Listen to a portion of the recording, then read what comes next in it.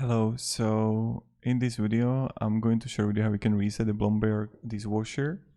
The Blomberg dishwasher, how we can like factory reset it, is like really simple. We just want to like unplug it from the outlet for about 5 to 10 minutes. It's pretty simple. Or if you can like have the outlet, then what you need to do is you need to turn off the circuit breaker.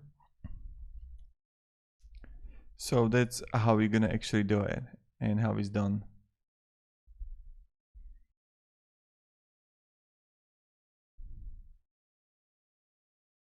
And that's how we're gonna do it. So hope it helped you at least a little bit on what you're gonna do and how to done it. And now when I'm just going to show you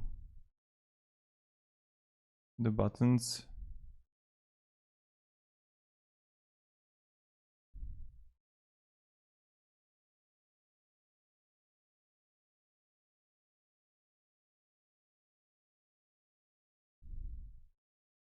Yeah, you can see the start, pause, cancel key here. But it's like this is the only way how you can reset it that I found out.